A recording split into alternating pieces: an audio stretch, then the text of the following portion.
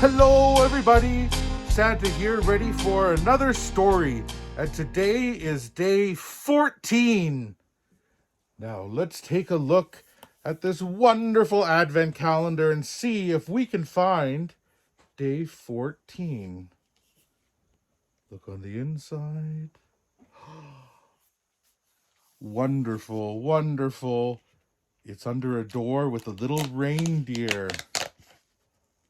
And today's story is the elves and the shoemaker.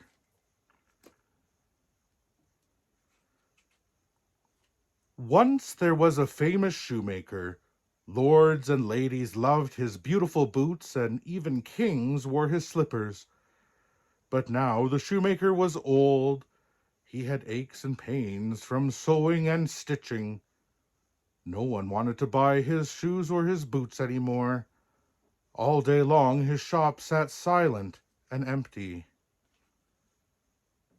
The shoemaker stared at his last piece of leather and sighed, "After this, I don't know what we will do." "We'll worry about it in the morning," said his wife, trying to comfort him as they went to bed. But morning came with a big surprise. On the workbench sat a fantastic pair of brand new shoes. Everyone admired the shoes in the window. They were sleek and shiny and perfectly stitched. The shoemaker sold them the moment he opened his shop. The next morning came with an even bigger surprise. 2 pair of boots stood on the shoemaker's bench. And what incredible boots they were, with twirly patterns and golden toes.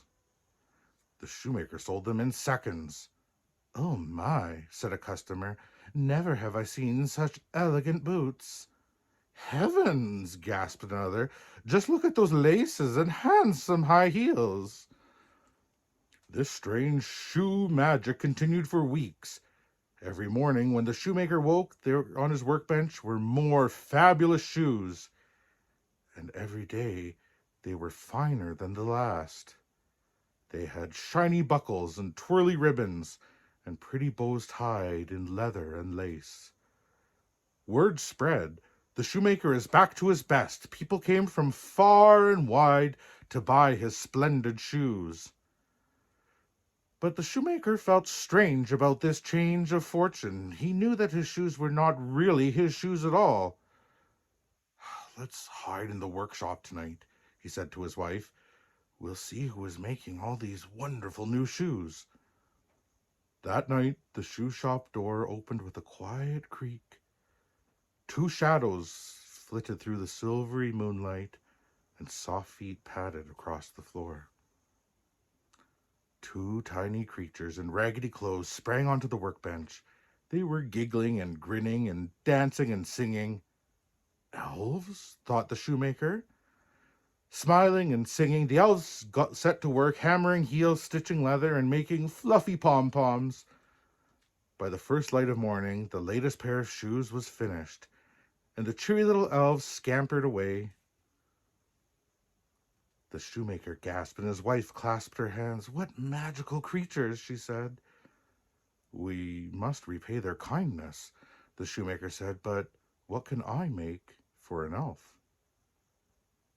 For the first time in weeks, the shoemaker sat at his workbench, cutting and stitching leather and cloth. He worked and worked as day became night. His candle burned down, and his eyes ached in its flickering light. Finally, he was finished. He left what he had made for the elves to find. "Those creatures have given us so many wonderful surprises," he told his wife. "Tonight, they'll have a surprise of their own." The elves squealed with joy when they saw the shoemaker's gift. "What stunning new suits," they said in delight. "Such terrific top hats and tails." The elves danced all around the workbench, gleefully singing about their magnificent suits. "What happy little elves are we! No longer workmen shall we be. We look so fine in our new suits. No longer shall we stitch new boots." The shoemaker and his wife watched the happy elves skip off into the night. Thanks to the kind little creatures, they could live comfortably for the rest of their lives. The shoemaker never did make another pair of shoes, but whenever he thought of the elves, he smiled. He hoped they were still singing and dancing somewhere in their fine, hand-stitched suits. Now, I hope you enjoyed that story as much as I did. Join me again tomorrow for another Story with Santa.